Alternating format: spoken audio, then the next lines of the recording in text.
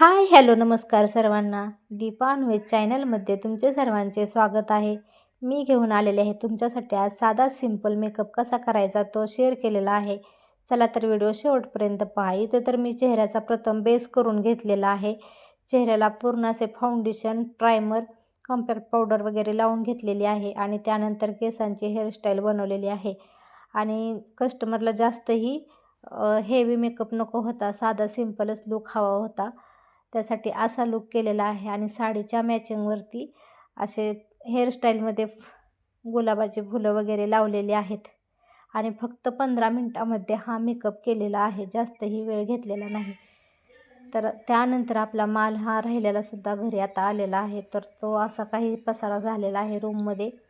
नंतर वगैरे क्लीन झालेली होती पाठीमागच्या व्हिडिओमध्ये रूम, परंतु आता परत गच्च झालेली आहे. आता परत हा राडा आवरायचा आहे. तर चला म्हणलं तुमच्याबरोबर शेअर करूया. त्यानंतर त्या दिवशी आद्विकसोबत असे झालेले आहे. तर हे घड्याळ आहे भिंतीवरचं आणि जो की आद्विक झोपला होता तर संध्याकाळी 12 वाजता आद्विकच्या ब्लँकेटवरती वरून पडलेलं आहे हे घड्याळ आणि पूर्ण त्याच्या कपड्यावरती, ब्लँकेटवरती सर्व काचा वगैरे झालेल्या होत्या आणि साईडलाच त्याच्या सर्व काचा वगैरे पडल्या होत्या आणि घड्याळही वरून असे पडलेले आहे आणि धडकन असा आवाज आलेला होता. तर अचानक आम्ही खूप घाबरलो, कसं काय अचानक असं घड्याळ हे पडले असेल आणि काहीच नाही. ह्या घड्याळाला प्रॉब्लेम, खूप चांगलं घड्याळ होतं. आणि इथं पाहताच चाल तुम्ही, आता मी कचऱ्यात टाकलेलं आहे हे घड्याळ. पूर्ण काचा वगैरे तुटलेल्या आहेत, त्याचं सेलचंही तुटलेलं आहे. आणि त्यानंतर इथं आहे संध्याकाळचा पावभाजीची तयारी करून ठेवलेली आहे मी. ज्यावेळेस मी पावभाजी करते तर अशी साधी सिंपल तयारी करून ठेवते, पूर्वतयारी, म्हणजे झटकीफट अर्धा तासामध्ये आपली पावभाजी तयार होते. तर मी काय अशी तयारी केलेली आहे तर पहा, इथं पूर्ण भाज्या अशा कट करून चिरून स्वच्छ पाण्यातून धुवून घेतलेल्या आहेत.